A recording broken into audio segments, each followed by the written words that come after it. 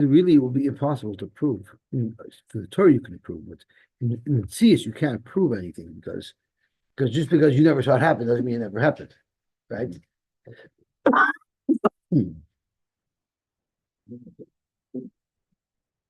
What's that?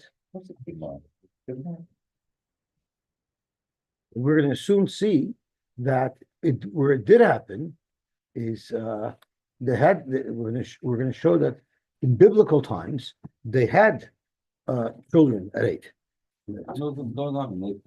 That's right. So Zok the Gemara, Rabba said that it says that in them ein ish goya. What if the person who you stole from does not have any next of kin? Frank the Gemara, is it possible for no one to have next of kin? You go back to Yaakov Avinu, everybody has a next of kin. Elamai must be speaking about a ger. But if it's speaking about a ger, a ger could also have a child. So it must be, how could you know for sure that a ger didn't have a child and then take the liberty and tell the Goslin to give the money to the Kohen? You might be depriving a relative, a Yerush that you don't know about. So therefore, if this ger who died was an adult, yes, now there's a possibility that he conceived a child. And therefore, you have to clarify to make sure that there's no goyel in order to be able to give the money to the kohen. But cotton, if this ger shemeis was a cotton, you don't even have to check. You could be 100% sure that he did not father a child. Cotton, because biyadua she'ein lo goyel. So this seems to be proof positive that a cotton cannot have a child. We mentioned briefly yesterday, there's a couple of complications that the long Tosfos sorts out. The long Tosfos and the base. The first complication was, how could a ger cotton have money? Because a cotton does not have schia. So how would you get money to a ger cotton? Because the whole thing started that someone stole money from him, right? So the question is how he had money. So Tosfos offers a couple of different solutions. One is he actually did from his father and that he does keep. Another one, which is an extremely unlikely situation, is that maybe he had a job and he actually earned money, and his ma'aseh daim he does get to keep. Then Tosfos has another kasha. How did this ger cotton become a ger in the first place? Again, gers work because of schia, but you can't be zoicha for a cotton. So how did this ger become Jewish in the first place? So Tosfos says could be his mother was a geirus while she was pregnant with him, and when she toiveled, it goes with Uber Yerech Imoy, and it's as if he toiveled as well. But those are the two discussions that you're trying to discuss. I'm sorry? He wasn't born yet, he was born in here. I'm not sure. There's a lot of complications. If I let such a long Tosfos, I didn't learn the whole Tosfos. I just skimmed it.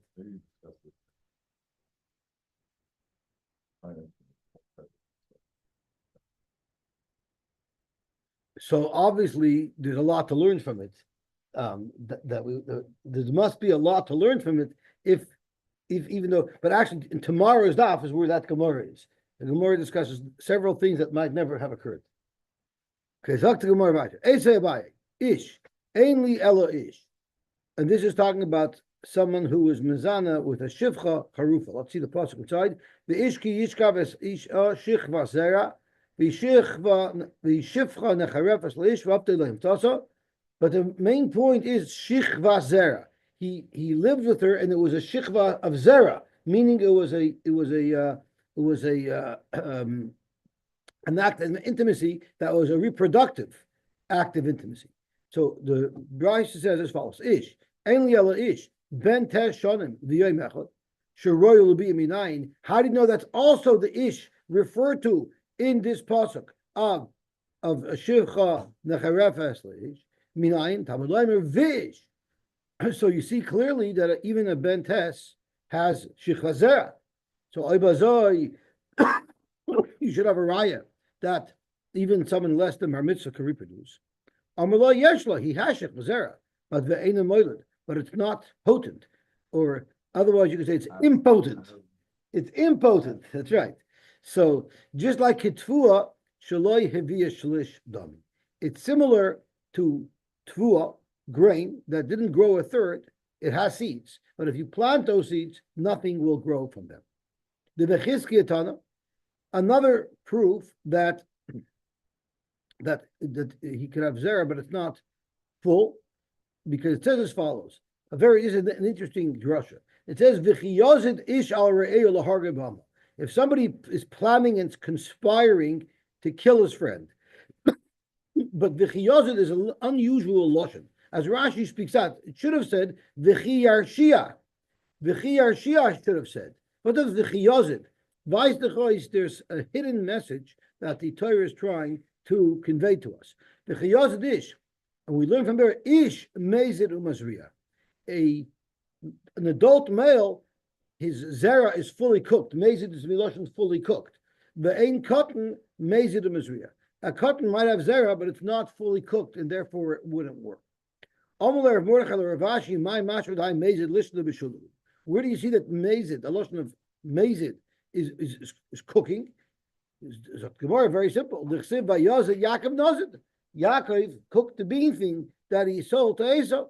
So therefore, from Vichiyazid we can learn that unless his zera is fully matured, it would not necessarily be able to conceive. Fact Gemara about Tanya Rabbi Shmuel.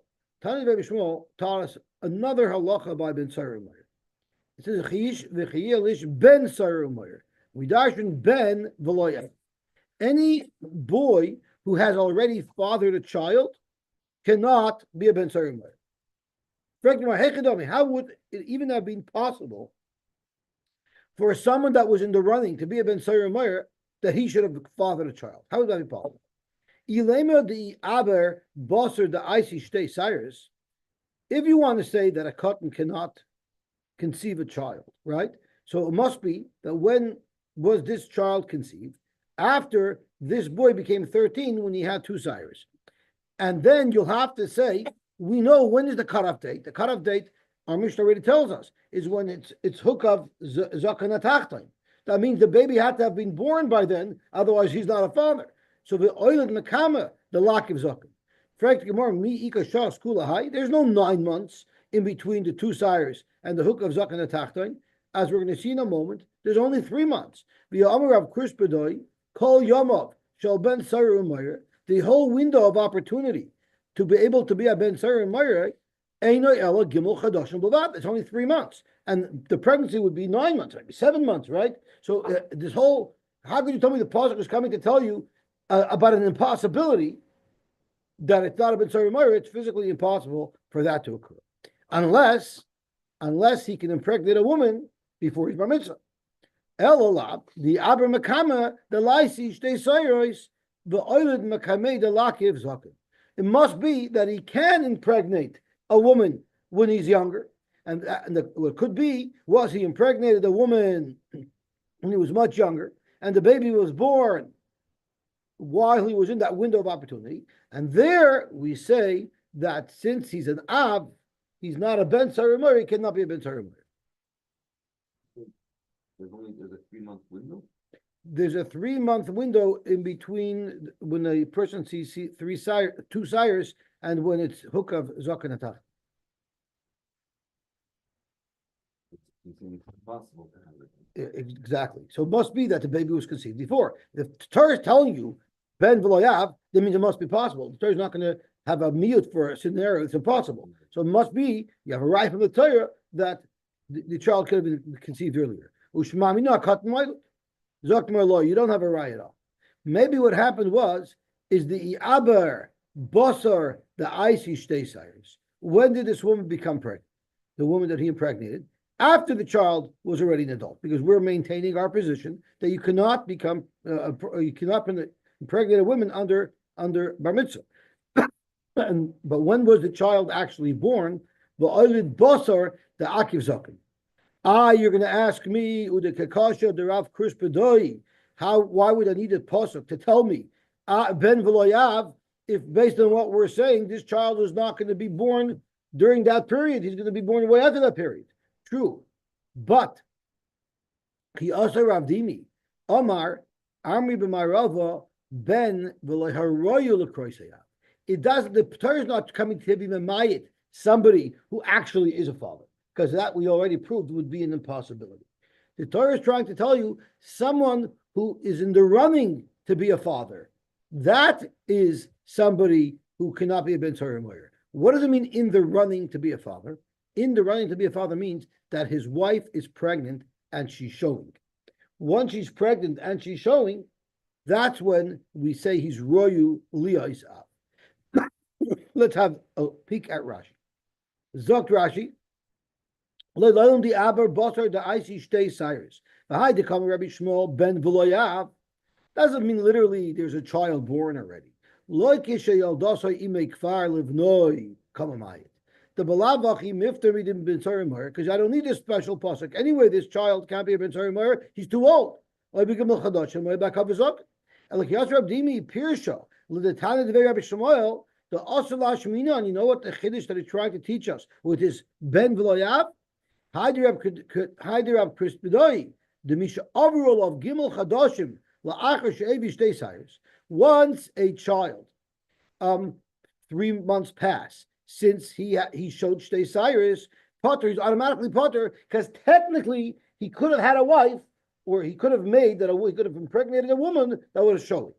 Ben v'loy le'esav v'hainu la'achar gimel chadashim achar she'evi cyrus. 3 months after he brought to Cyrus, means 3 months after he could have already impregnated a woman. At that point, if he impregnated a woman, she would be showing already. If he actually did that, and that's all the Torah means to say. It's not talking about someone actually impregnated a woman. It means, where do you get this 3-month window from? You get it from the fact because after 3 months, after he sees shtei cyrus, he's royally Yisab, because had he impregnated a woman, at that point, it would have been shown. And that's what the Torah is telling us with the drasha of Ben V'loyav. It's not actually talking about literally a pregnancy. It's talking about the age group ends after 3 months, which is what we're saying anyway. Zok Gemara Gufa. So now let's drill down a little bit and get a better understanding of what Rab Chris Bedoy said. Amar Rab Chris Bedoy, Amar Rab Shapsi, Kol Yomov Shel Ben Tzorah Meir, Einoin Ella Gimel Chadashim Levad. It's a maximum of 3 months, again, because 3 months is the amount of time a woman could be showing. I Viha Nantnan Mishavish Tesaris Vachi Yakiv Zakin. So it's mashma. He gives zakin afal. So that's Yaakov zakin. So that's the share, not 3 months. It's a physical maturity that has to occur. There's 2 things. He gives zakin afal gav molu gimel chadashim. Molu gimel chadashim afal gav hikif. So the maximum window is 3 months because of aval ben.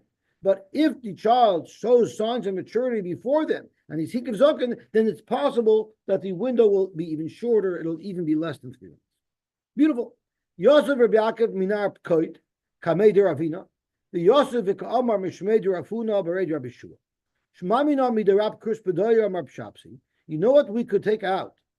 Allah l'maisidika psak from Rabbi Chris Bedoy amar Pshapsi, that we know some women give birth at full term at 9 months, and we know some women give birth at 7 months. At what point does a woman show? We know at 3 months a woman starts showing, but maybe that's only if it's a 9-month pregnancy. Maybe in a 7th-month pregnancy, a woman would start showing earlier at a third of the pregnancy. So that is the shayla. So Shema minam Rab Chris Bedoy Rab Shapsi that the yoledes l'shiva ein uber niker l'shlish yomel.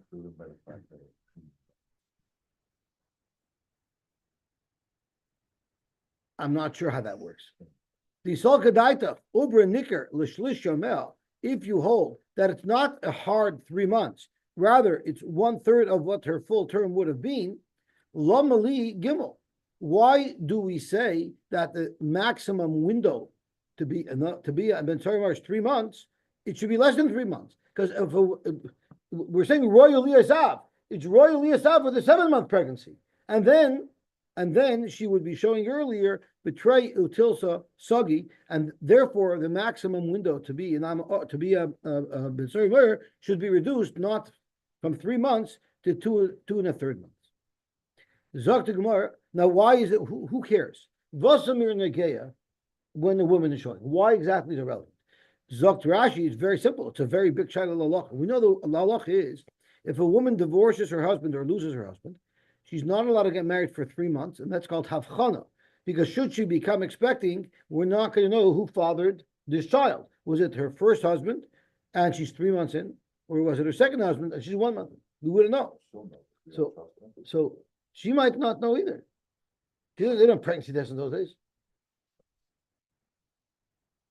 That's not so. I'm happy you brought that up. Actually, in the olden days, women did have them. Yes, the women did have them, and it's nageya. It's actually nageya nida. The halacha is a woman who's pregnant is called musulekas damim, but the halacha is only after 3 months. But the shaila is nowadays that we have pregnancy tests. Maybe she should be considered musulekas damim earlier. So there's a shaila halacha l'maaseh, different rabbanim, paskin differently. But I'll call upon him. Here the question is, if in fact it's possible that she would be showing earlier and he would be royu liyos av earlier, then the window should be less. So getting back to why does it make a difference? Very simple. A woman loses her husband and she does not wait the 3 months. Okay, and now she marries another man, and in 2 1/3 months later, she's showing. Now, if you hold the minimum is 3 months, no matter how long the full pregnancy would be, this child clearly is from her first husband. But if we entertain a possibility that she would be showing in 2 1/3 months because of a 7-month pregnancy, then this woman here is in a suffix. So it's a very, very negel shaila. A woman, if this happened to a woman, can we confirm that the father of the child is her first husband or not? You don't have a raya.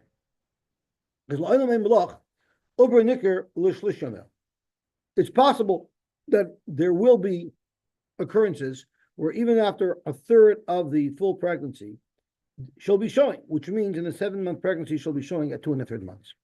But Zilbos Aruba, we all agree that the vast majority of pregnancies is 9 months. So it's Aruba that also has to come on.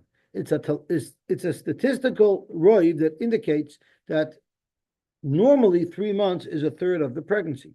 And therefore, when the Torah tells us that royu liyos av is not qualified to be a ben tzara, we go basarayv. Frank the Gemara, how could you go basarayv over here? Let's think about it. Normally, in a question of din nefashos, doesn't the bezin twist himself in a pretzel to avoid killing him? So you're going to tell me we're going to rely on a roiv, and because of that, we're going to give him a 3-month window to be a ben tzara? Forget. Maybe let's not rely on the roiv and say he can't be a ben tzara once the 2.5-month window expires. So Amruka made Rav Huna Bereda Bishua Amalu Uvedini Nefashos Mias Lina Basaruba. Do whatever you could to save the life of this accused. And you're going to kill the guy with a roiv?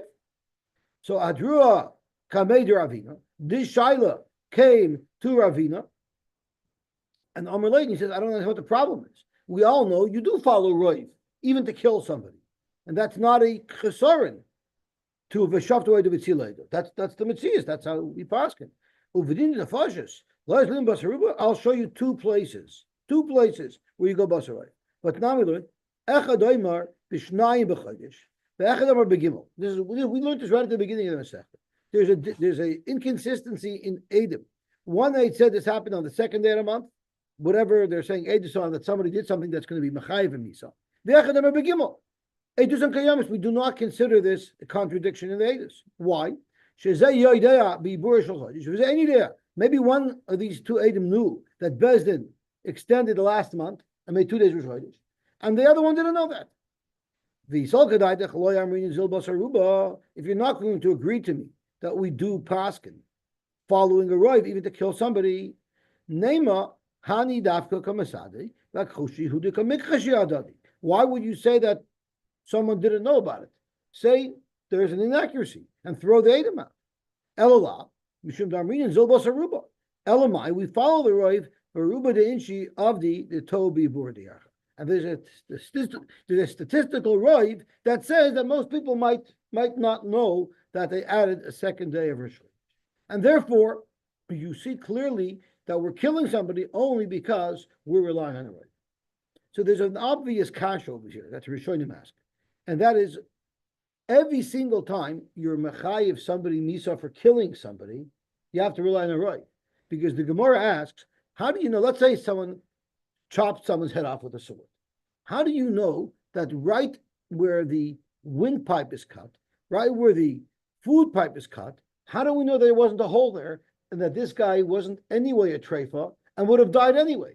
So how could you kill somebody for murdering? It's possible that this guy was going to die anyway. He was a treifa. Well, but if you kill a treifa, you're not chayiv. So the question is, maybe everybody's a treifa. Elamai, you go basar aruba the lesser command that most people aren't treifas, right? So how come the Gemara didn't bring a right from there? The teretz is very simple. There's a very famous Taz, which I think today is the Taz's Yortzeit. I think today is the Taz's Yortzeit. There's a very famous Taz. I have a good story about the Taz, but it's too late. So I believe the Taz says as follows. We know that we have a halacha that we don't blow shofar if Rosh Hashanah falls on Shabbos. Why not? Because we're afraid someone's going to carry it, right? What about Yom Tov? Maybe a guy's going to build a shofar. There's welcome to be geyser. The teretz is, why do we allow him to blow shofar on a regular Yom Tov, not on Shabbos? Is because even if Chazal wants to make a gzeira, they can't make a gzeira to be mevatel a mitzvah completely, because the Torah said do the mitzvah. They could say, yeah, the Torah said do the mitzvah when it's not on Shabbos, but to say because of a gzeira don't do a mitzvah at all, that they can't do. Because if the Torah is telling you to do the mitzvah, the Torah wants you to do the mitzvah, and the Torah doesn't want your shiagul Torah where you're totally wiping out a mitzvah. So therefore, if we would not be soymich on the roiv, that person is not treifa, and we would be choshid to the miyut, and therefore not kill somebody, so then the entire parsha in the Torah that discusses killing somebody who's a Ritzayach doesn't exist. Because every single person you have that subject, maybe he's a treifa. Whenever that happens, there's no gzeres anymore. There, all bets are off. And therefore, from there you can't be right, you go basarayit. That would eliminate the whole parsha. But we're picking cases that don't always happen. Sometimes two Eidim have the wrong date. There, if you still say they're consistent because of the roy, that's a raya you go basarayit. Amr Rabbi Yirmiyah B'Difti. Af anan nami tanina. We also learned miskadeshes pibia. Right, this is a brisa that we learned. Once she's 3 years old, she's considered, her bia is considered a bia. And even though she's not old enough to be Mekabel Kedusha for herself, but Midairaisa, her father could be Mekabel Kedusha for her.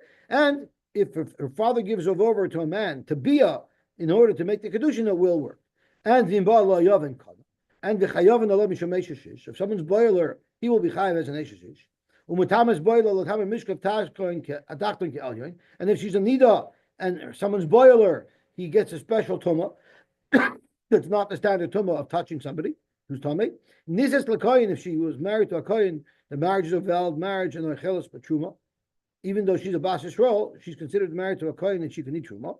And Bo'alecha Echad Mikot Napsun, Pasal Minakuna. If anyone who's Pasal Yichus boiler, it passes over Kuna. And Vim Bo'aleh Echad Mikol Arayis Hamuris Patara, Mumasin Aleh, they get killed. But Vehi Patura, because she's still a Ketana. But the Bia is considered a Bia, and therefore any person who's Mazana with her will get killed. Frank the Gemara, the following simple question: V'yamai, Emailonasi, how could she be considered an Eisha Shish and you'll kill somebody who's Mazana with her? Maybe she'll turn out to be an islandess. At 3 years old, we have no idea what's going to be. Maybe she'll end up being an islandess. And the halacha is, if someone marries an islandess and then he discovers that she's an islandess, he doesn't even have to give her a get. Because we know surely, it's clear anyone who marries a woman marries her almanas that she's not going to be an islandess. And if she would be an islandess, the Kedushin is dissolved, you don't even get a get. So how can you ever kill somebody for doing znus with a ketana because she's a neshes ish? Maybe she's not. Ella, lav damin and zobas aruba. You must follow the right. For right not love islandess. Again, you have a statistical right that this woman is not an islandess. So here you have a raya. No, this is not a raya. Your first raya I accepted with the Eidim on the second day of the month, third day of the month, but this is not a raya because there's ways where it could be 100%. My chayiv, maybe it's chayiv carbon. Maybe first of all, it doesn't mean misa, and in fact you wouldn't kill because there is a miyut and you don't go basarai. But maybe the brayso just means you're chayiv carbon. In fact, that would be very good. That the problem is you have to look at the words of the brayso. The brayso says it says you kill him. So you see if you kill because of her right. So tomorrow, no, maybe only if her father had relations with her. There it has nothing to do with if she's married or not. There it's a vaday that would be chimisa. In fact, tomorrow again you got to look at the lashon of brayso. The brayso says v'amboaleh echad mikol harayis mumasan. So how are you gonna say this? It must be that we're being mechayiv somebody for being mezana with a neshus ish. Ella hacha b'mayaskin on the kabbalah. You know what the case might be? The case might be with when the husband married this girl, the husband said, I don't care if she's an idleness. I'm telling you right now, even if she's found to be an idleness, I accept the Kedushin. So there, she's Vala Nukadeshes, and maybe that's what the Brisa means. So you don't have a raya from the Brisa independently that you go Basarayv. People would be Mekadosh Yisrael like that.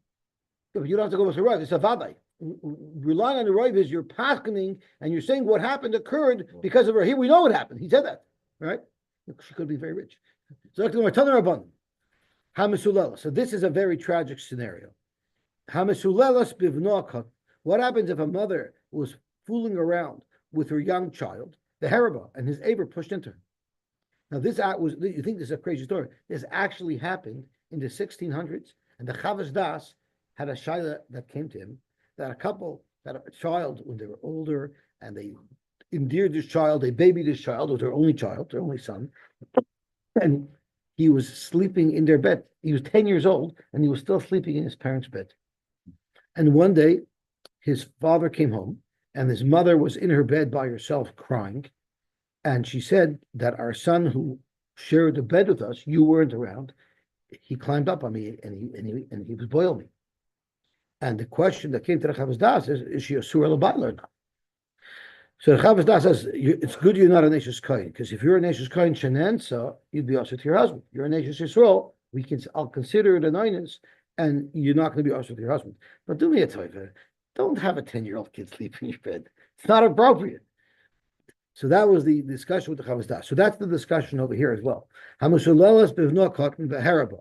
we learned hara might be the tip of the aver goes in, or it means it touches it. But what's the difference? It's considered a bia l'gabes nus. This woman is now apostle from Kuna because she's considered a zoina. But Basil holds that this is a young child. It's not called a bia. We have to know how old this child was. That hasn't been revealed yet. Amar Pchiborei the Rabbi by Nachmeni, Amar Rav Chisda. The Amar Chisda, Amar Ziri. Hakoil Moedim, Bisham and Basil both agree that if it was a ben Tesha Shonim V'yom Echad, should be Yosy bia. If this child was 9 years old, it was for sure bia, and this woman is going to be Pasula L'Kahuna, which was Rahman L'Tzon, the case in the Chavas Das. Pachas mi ben Shemoina. If the child is less than 8 years old, everybody agrees she ain't Yosy bia. Even Beishamai would agree that the bia of a child that's less than 8 years does not count at all, and there's no need to be concerned, because that's not a bia that could lead to conception or pregnancy. The machlokes that we have here between Beishamai and Basil is eleva ben shmoina. If he's from 8 years old to 9 years old, in that year, is this child's bia royu to be moiled, and therefore would he answer his mother? The Beishamai Savri Gamrinon Midayrish Rishonim. Even though nowadays you'll never find that an 8-year-old boy could impregnate somebody, but in the Friedrich Kedairis, in the biblical times, a 8-year-old boy was able to impregnate somebody. Maybe that's how it was back in the day, but today it's not that way, and we're paskening with current mitzias, and therefore with current mitzias, this is not called a bia. I'm sorry? 100 years ago, 100 years ago. I guess so. And now we're going to get into an interesting sugya.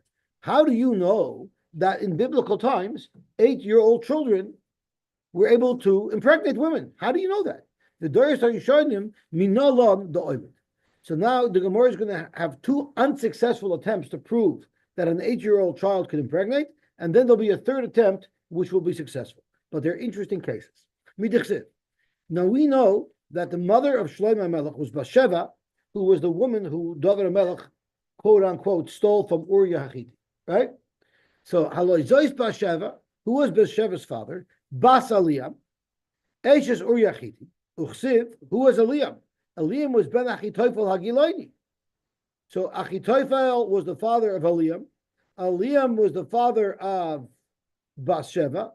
Bathsheba was the mother of Shlomo HaMelech, which means that Achitophel was Shlomo HaMelech's grandfather, right? I'm sorry, was Shlomo HaMelech's great-grandfather, right? Achitophel was Shlomo HaMelech's great-grandfather, because Achitophel's child was Eliam, Eliam's child was Bathsheba, and Bathsheba's child was Shlomo. So that means Achitophel was the great-grandfather of Shlomo HaMelech. Uksiva Yishlach Biad Nosna Novi, Vayikra Shemo Yedidya, they called Shlomo Melech Yedidya. Did you know that Yedidya is another name for Shlomo? Zalman is also another name for Shlomo. You often hear the name Shlomo Zalman, but you don't hear the name Shlomo Yedidya. As a matter of fact, when David Kleiner had his son Shlomo, he asked the Shaila, can name him Shlomo, because we know that Shlomo had Yedidya was the same name. We know the answer, because he named him Shlomo, right? Oh, so Yikra Shemo Yedidya. Bavur Hashem Ahavai. Uksiv, it says Vahilush Nosayim Yom. So now Shlomo Melech, so the facts that we're trying to establish are that Shlomo Melech was the great grandson of Achitophel. Right? We can agree with that. Now let's have a look at this. We're going to figure out how old Achitophel was when he died, and based on that, we're going to figure out how old Achitophel was when Shlomo was born, and based on that, we're going to figure out how old he must have been when he conceived Eliam, and how old Eliam must have been when he conceived Bathsheba, and how old Bathsheba must have been when she got pregnant with Shlomo. So let's have a look. Right after Shlomo was born, 2 years after Shlomo was born, Avshalom went to shear his sheep. Avshalom barach, he ran away. Vayelech Geshura, Rashid, he ran away because of some incident with Amnon. Vayelech Geshura, Vayisham Shaloshon. So now we're at the point where we're 5 years after Shlomo Melech was born. Uchsiv, Vayeshev Avshalom Yerushalayim, Shnasayim Yomim, and he spent another 2 years in Yerushalayim, which means at this point, Shlomo Melech is 7 years old, right? 2 plus 3 plus 2. And then, Upnei Melech Leira, and Avshalom was not communicating with the king. He was already planning his rebellion. And then it says, 40 year after Shaul HaMelech became king, that's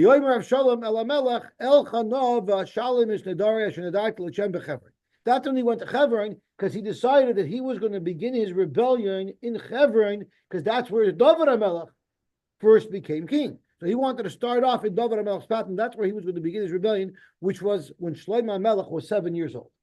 Now, Achitophel gave Avshalom the Eitzah. He was in cahoots with Avshalom. He was on the wrong side. He was a Democrat, and he was on the wrong side of history. And what happened is he told Avshalom, you know where you should start your rebellion in Yerushalayim. If you start in Hebron, you will not succeed. And when he saw that Avshalom didn't listen to his Eitzah and went to Hebron, he knew this whole ship was going to sink, and he's going to sink with it. So instead of being killed for being Mored b'Malchus, he decided to take his own life. Uksiv Achitophel ra kiloi nasis atzasoi vayachvaish es achamor vayokam vayelech al beisoi el iroi vayitzav el beisoi. He gave instructions on how to distribute his estate to his household, and he committed suicide. He hung himself. So now, how old was he at this date? A Russia doesn't even live half of his life. What's the normal life of a person? 70. So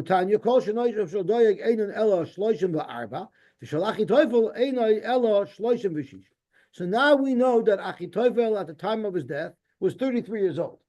We know that Shlomo Melech was 7 years old at the time of Achitophel's death. What's 33 minus 7? 26. So that tells us that Achitophel was 26 years old when his great-grandchild was born.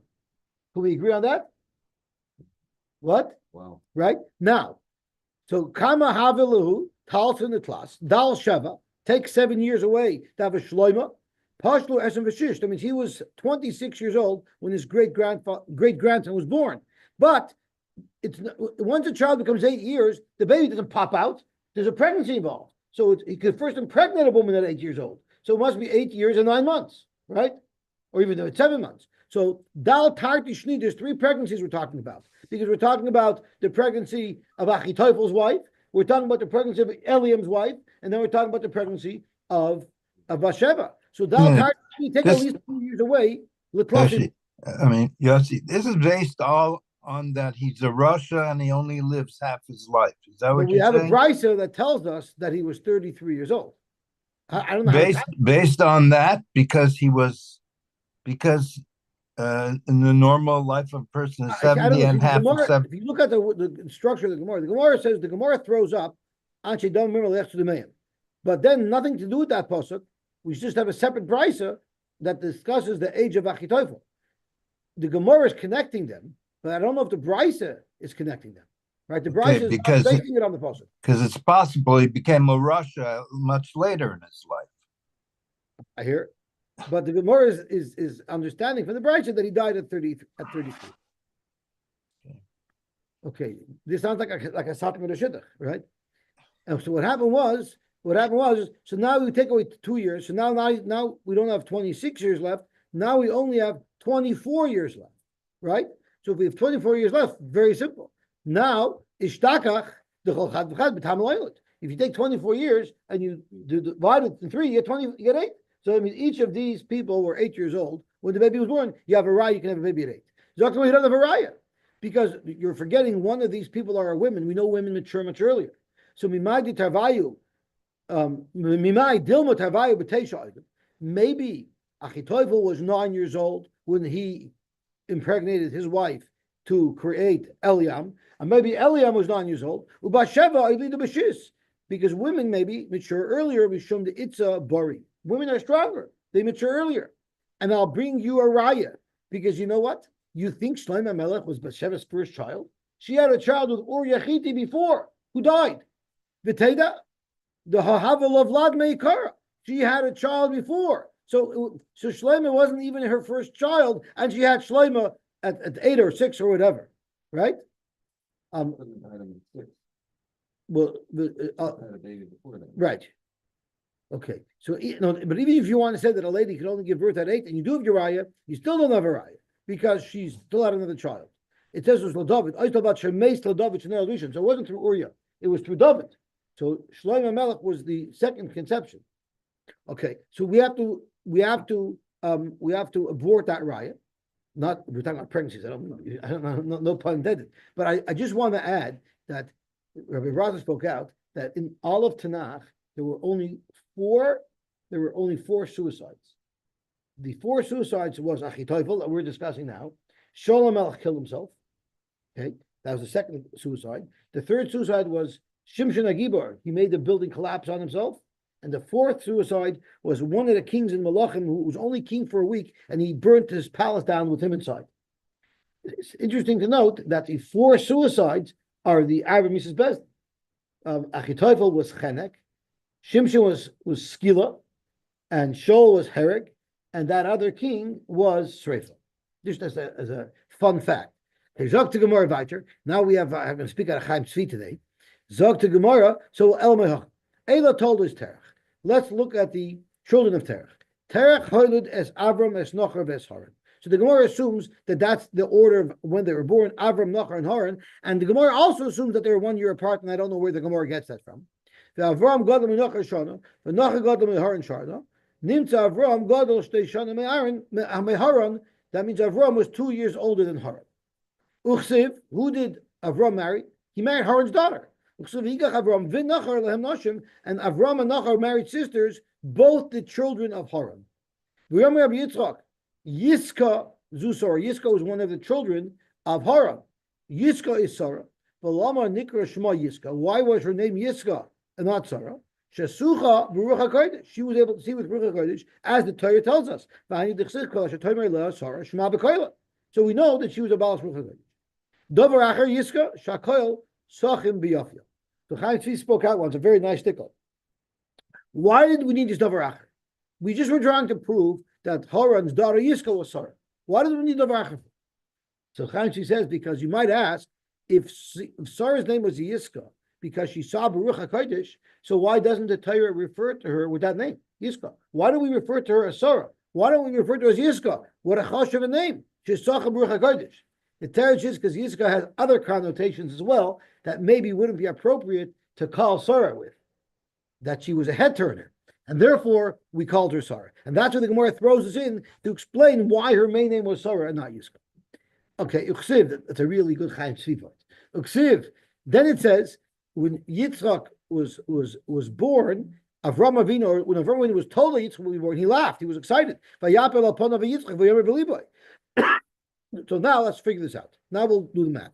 Kama kashus Avram Yisara. How many years was Avram older than Sarah? Eser shnin. He was 10 years older. She was 90. He was 100 when Yitzchak was born. Now we also know the kashus me'avu atartin shnin. How much older was Avram Avinu than his shver Haran? 2 years, right? So let's think about this. Shishtakach, he older Haran l'Sara, when Haran gave birth to Sarah, v'tamner lida, he must have been only 8 years old. Because if Avram was 10 years older than her, right? And Avram was 2 years older than Haran, that means Haran must have conceived her, impregnated his wife with her when he was all of 8 years old. Zok to Gemara, I mean, mine, that's not a riot. You're assuming that Avram was the oldest. Maybe she was conceived before, long before. Dilma Avram Zuta Dachuava. Maybe he was the youngest. It lists off Avram first in the list. It's not in the order of age that they're listed off. The Torah lists off Avram and his siblings based on their chachma. Tell you, and I'll prove it to you. The chachashav yulu kra der chachmasim. Dichsiv, vahi Noach ben chamesh me'ay shana. When Noach was 500 years old, he gave birth to Noach Hashem es Cham v'Shafes. Now, if you're going to assume that this is also in the order of age, then you're going to have to say that Shem was the oldest, Cham was second place, and Yafes was the youngest. Now, Shem Gadol Micham Shana. That means Shem would have been 1 year older than Cham. Again, for some reason, we assume the Gemara assumes it's always 1 year in between them. The Cham Gadol Yafes Shana Nimtza Shem Gadol Yafes Shnei Shana. That means Shem was 2 years older than Yafes. Uchsiv, how old was Noach when the Mabel started? Which means that Shem would have been 100 years old at the Mabel, right? Then after the Mabel, Eila told us Shem ben Ma'ashana by Yoyled as Pachshad Shnasai Machar Mabel. Shem was 100 years old when he gave birth to Pachshad 2 years after the Mabel. But it's not true, he would have been 102. Ben Me'ashana? No. Bar Me'ah V'tarten Ella, it must be that Shem wasn't born when Noach was 500. Shem was the younger one. And therefore, and he could have been younger. He could have been 2 years younger. And maybe Cham was born first. Maybe Yafes was born first. So too, maybe Avram wasn't older than Haran. Maybe Haran was older than Avram.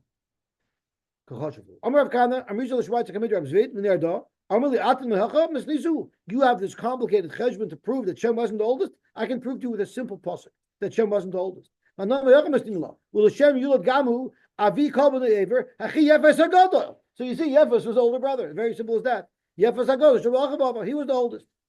So now we're back to square one. Where do you see that an 8-year-old child can conceive a child? It says Uvitzalel. Now we're already into the Lublin strikes again because we're talking about the Hantik Parasha where Vitzalel built Mishkan. Uvitzalel ben Uri ben Chur Lamata Yehuda. So Chur was Bitzalel's grandfather. You know who Chur's father was? Kalev. So Kalev was Bitzalel's great-grandfather. We're going to make the same cheshbon we made earlier with Achitophel. Uchsiv Atamas Azuva Eishes Kalev. The Yigach Loi Kalev is Ephras Vateled Leis Chur. So Kalev was the great-grandfather. Chur was the grandfather. Uri was the father, and Bitzalel was the subject. Frank the Gemara, let's do the math now. Bitzalel Mishkan Bar Kama. How old was Bitzalel when he made the Mishkan? Bart Laser, he was 13 years old. We learned that Bitzalel was Olive, 13 years old. Utanya, we learned, Shana Rishayna Asa Moshe Mishkan. The first year in the Midbar, he made the Mishkan. Shnia, he did two things. Heike Mishkan v'Shalach Meraglim. Okay. How old was Chalev when he went? Because he was one of the Meraglim. How old was he? I'm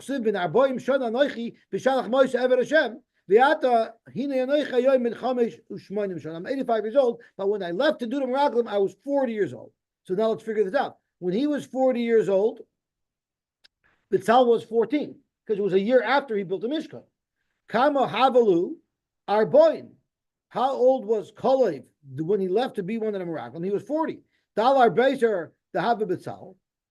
Take the 14 years, because Bitzal was 14 years old. That means when he was born, when Bitzalel was born, he was 26 years old. That's exactly the same cheshbon. Take away 2 years for the pregnancies. This is proof positive because there's no women involved. It's Bitzal, it's Kalev, it's Kalev, it's Chur, and it's Uri. There's no women. So you see clearly that they each were able to impregnate a woman when they were all of 8 years old. Checkmate. Ben v'loy bas. Let's just get to the Mishnah, even though we'll have to go back tomorrow. Ben v'loy bas. There's such a thing as a ben Sarah Moyer. The whole rule of ben Sarah Moyer does not apply to a female. Tanya Amar Shimon v'dinu shetehei bas ru'il ben Sarah Moyer. Really, Rav Shimon holds there's no reason why a woman should be any different than a man. If she does these things, she eats the meat and stuff like that we're going to learn about tomorrow, she should also be a bas soyer umayr. And not only that, really, she's more susceptible to doing averas. You know why? Shakoil mitzuyin etla ba'avera, as Rashi says. If she gets herself used to indulging when she's young, she's also going to need it. And if she doesn't have access to it, it's easier for her to acquire those things that she wants than it is for a boy. You know why? Because a woman could sell herself and make money. Man doesn't work as well. I mean, nowadays he could change, but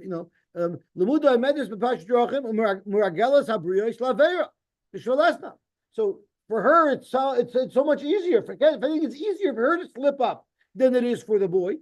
But there's ben v'loibas. So it's Reb Shimon. There's actually two different mefarshim who say that this is Reb Shimon l'shitase.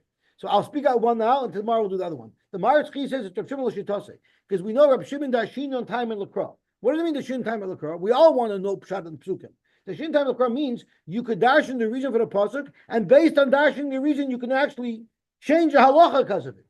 So Reb Shimon, who holds the whole reason why HaKadosh Baruch Hu kills a B'Zayir Meir is because needed Hashem Seifai. Based on that, he says it should apply equally to a woman because a woman is even more susceptible to such type of thing. But the Torah says no. So there you see Reb Shimon holds Taishin in time of the Krah. The other one's a little more complicated, so we'll save that for tomorrow. That's the Meshech Chochmah. The Raya agrees. But Avram.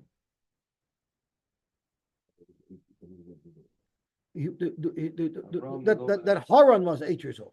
Because Avram was 2 years older than Haran, and Avram was 10 years older than his wife. So if he was 2 years older than Haran, that means Haran, and he was only 10 years older than his wife. That means by the time Avram was 10, Sarah was born. So that means he had to have that means Haran must have been 8 when he conceived her.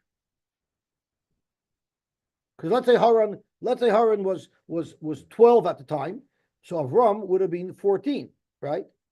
And she would have been I'm sorry, if Haran was 12 at the time that he conceived her, or let's say he was 8 at the time he conceived her, that means when she was born, he was 12. Let's say Haran was 8. When Haran was 8, Avram Avinu would have been 10. That's right. So that's how he would have been 10 years old. So somebody asked me, where did you get this? If he had her when he was 8. At that point, Avram was 10. Because Avram was 2 years older than Haran. So the interesting point is, somebody asked me yesterday, how do you know that it's always a year? The Gemara is always assuming that when there's a list of sons, it's a 1 year apart. So I said, because of the Baba Baruch sickle. The Baba Baruch said a woman should never have to fast. Why? Either she's expecting, or she just had a baby, she's nursing, and if not, then she's sick. So basically, you have to have a baby every year. Okay, geweldig.